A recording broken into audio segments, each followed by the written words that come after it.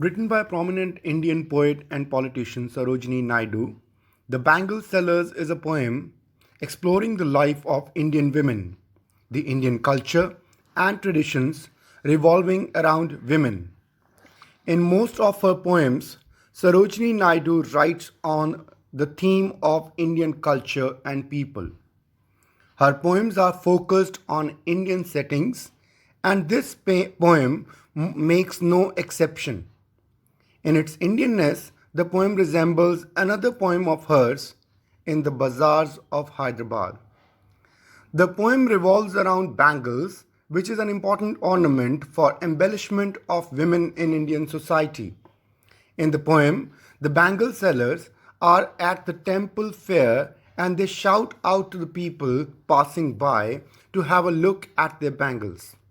They urge them to buy bangles for their daughters and wives.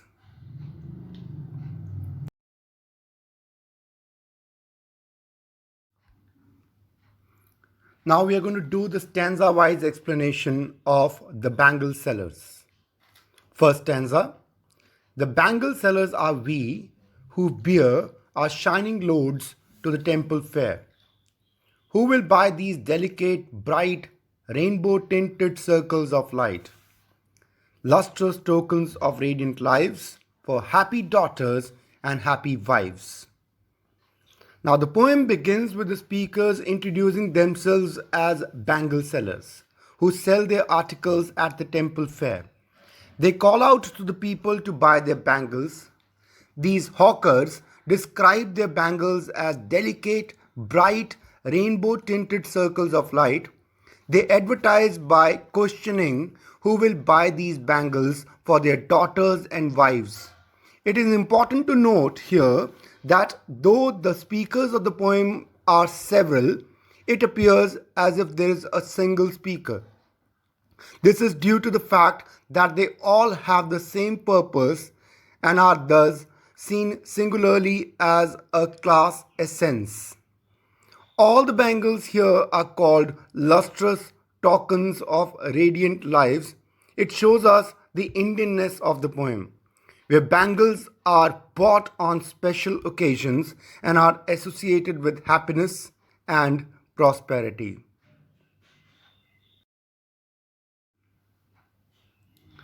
Second stanza.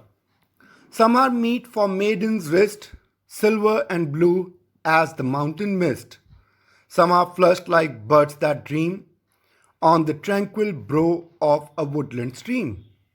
Some are aglow with the bloom that cleaves to the limpid glory of newborn leaves. The second stanza onward, the speaker talks of the kinds of bangles they have. Some of these bangles are suited for a maiden's, that is, a young unmarried woman's wrist. They are silver and blue in color, like the mountain mist. Some of them are flushed, that is, pink and light red in color, like flower buds growing beside a woodland stream. Still others are green and glowing like the transparent beauty of newborn leaves. In Indian society, bangles have an important culture and religious place. Different colored bangles are worn by women of different stages of life. Blue, silver, and green are generally worn by young maidens. It is interesting to note that the poet here uses the words flushed like the birds that dream. The word buds here is suggestive of chastity. Buds that dreams present before us an image of young girls dreaming of marriage. In this stanza, the poet presents the stage of youth in a woman's life. Third stanza. Some are like fields of sunlit corn, meet for a bride on her bridal morn. Some like the flame of a marriage fire, or rich with the hue of her heart's desire. Tinkling, luminous, tender, and clear, like her bridal laughter and bridal tear. In the third stanza, The bangle sellers say that some of their bangles are yellow, like fields of sunlit corn. Bangles of this color are perfect for a bride on her bridal morn. Some of the bangles they have are bright red. They represent the flame of a newly turned bride's marriage fire. That is the passion of a newly made relation. The red bangles also stand for her heart's desire. The bangles are tinkling, luminous, tender, and clear. They express both her joy of starting a new life with her husband and the sorrow of leaving her parents behind. What we find striking is the use of the words bridal laughter and bridal tears. These words convey the whole of a woman's transition in life from a maiden to a wife, and all the emotions attached with it in a single line. Thus, stanza marks the transition of life from a maiden to a wife. Stanza 4. Some are purpled and gold-flecked grey, for she who has journeyed through life midway, whose hands have cherished, whose love has blessed, and cradled fair sons on her faithful breast, and serves her household in fruitful pride, and worships the gods at her husband's side. In the final stanza of the poem, The Bangle Sellers, the speakers continue to advertise their bangles. They shout that some of their bangles are purple and gold-flecked grey. These are suited for a middle-aged woman who has journeyed through life. They are for her who has raised her children well and has remained faithful to her husband and family.